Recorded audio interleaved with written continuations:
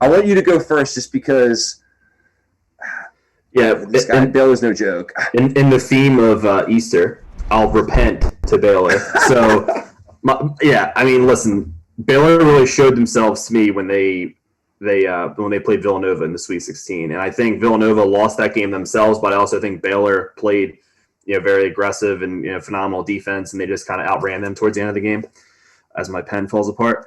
But and then you look at just the way they've been playing every team since then, they're just blowing people out of the water. There hasn't been a close game at all. Like since that second half of the Nova game, they've been in complete control, and I think that they're just out hustling, out muscling, and just seems like they want it more right now. But we'll see. I think tonight, we'll see what happens tonight. I can see either team winning tonight. It's a close one. So I'll start with Baylor, and then we can talk about Gonzaga's like matchup and stats in this game too. I'll almost be Baylor's hype man. Whew. Dude, Zach, all right, first of all, they lead the NCAA in 3-point percentage, almost just under 42%. And like that to me stands out because I look at it, I'm like, well, yeah, if you shoot like that, that's what UCLA did. And yeah, if you do that, like, yeah, you definitely have a shot because these guys at Gonzaga can score. And this is me not being, I'm almost going to represent both sides like an attorney. There you go. Same way they could win. They're third in scoring overall, and they're also third in turnover margin. And to that point, you know me, I love a team that doesn't turn the ball over. When you watch the Sixers every night, well, not every night, but like, especially when I used to watch them a lot, not so much anymore because of the said turnover, Zach. Baylor's the opposite. They turned the ball over 28 times in 4 games. Wow. Think about that. The Sixers do that in 1 game. So, I mean, I'm joking, but you know what I mean? But, like, that's basically 7 a game. That's like 3.5 a half. That's nothing. So you're barely giving – so think about that. When you literally have your foot on the gas pedal and you're scoring at such an aggressive clip and you're not giving teams possessions, that means they got to basically hold serve with you. And most teams can't do that, especially if you're one of the best teams in the nation doing it. They can't hold that with you. So that's the scary thing. Look at Scott Drew, their coach. He's got the 8th best tournament winning percentage right now of active coaches. That's no slouch, right? Let me see what else they got. They led by 18 against Arkansas at halftime. They led by 25 against Houston at halftime. They've won 23 straight non-conference games. Baylor's 10-2 against top 25 teams this year. They've led by 10-plus points in 26 of their 29 games. They've led in all 29 of their games. Davion Mitchell, by the way, is just an absolute superstar. Yeah, that's pretty much all I got for you. Those are not just like, hey, Zach, did you know that the last time they played, they lost in 1948 to Kentucky? Like, that's like a fun stat to throw out there, but that doesn't mean anything. Those other stats mean something. They're not giving, like I said, they're not giving the other team possessions. They're very efficient. They play clean basketball. Right? I mean, this is not the team we talked about, 14 months ago? Yeah. No, I agree. Yeah, that type of efficient basketball will take you all the way to the championship as it has so far. So, my only, I guess, caveat would be is that Gonzaga, I know they narrowly just beat UCLA, but UCLA is a good shooting team.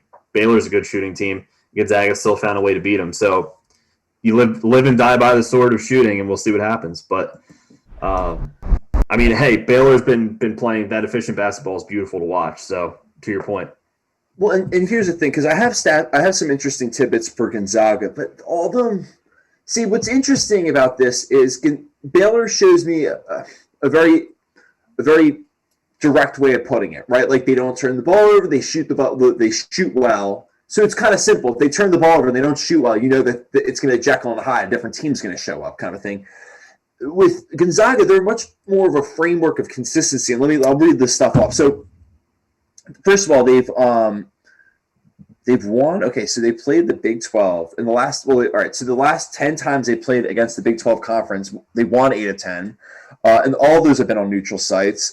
They're 3-0 against the Big 10 this year in particular. They were supposed to actually play each other on December 5th, so it's kind of crazy when you think about it. It's 4 months and a day to the day or whatever. Or no, actually no, it's exactly 4 months. 4 months. Yeah, exactly 4 months. Well, I don't know how to do math anymore. All right, so Gonzaga's been in 22 straight tournament appearances. Like I said, six straight Sweet 16s. They lost the national championship in 2017. They've had 5 straight 30-win series or seasons. I can't even talk. And then, like, they're just so deep. right? Anyone on their team can score, and that's obviously why they're so efficient offensively. And here's another fun little tidbit for you: the last NCAA tournament they actually played each other. Is that right? 2019. Yeah, it was in the second round. Gonzaga beat them 83-71. Baylor was a 9 seed. It's the 9th time that two 1 seeds have met. Let's see what else. I'm going to run through all of them. I have a really fun stat for you. Do you know the last time Baylor hasn't hit a 3 in a game was 31 years ago? It was 1990 against Texas Tech. All right, but anyway, I can throw all these different stats at you and roll it out there. But you can basically see the picture I'm trying to paint is that really Gonzaga's been a model of consistency. But like basically my question. Deal, though. Let me ask it to you in this way: if they don't if they don't win in such a dramatic fashion, I say lucky, but you know what I mean, like a thrilling way. Are we talking about that? Are we saying, can Baylor beat Gonzaga? I mean, no one can beat them. Like, is that the tone if they beat UCLA by 12? I think so. I think it's still the tone because of the way Baylor's been beating teams. Well, so I guess that's the thing. Is it more about Baylor just absolutely just mashing teams, like rolling through this thing, or is it so much like Gonzaga, like the last game, being like, it's a little bit of both? Yeah, no, I think it's a little bit of both. But I think the way Baylor's been running through teams, I think that might be, the biggest scare or headline here going into it. I also find it interesting that I saw Gonzaga's 22-3 in the last 25 games against teams that they rank higher than in the tournament. So they don't lose to people unless it's maybe above their competition. But I don't know. And also Gonzaga's 5-2 in the Big 12 or against the Big 12 in the NCAA tournament altogether. I don't know. Like I said, I don't know how much any of that means.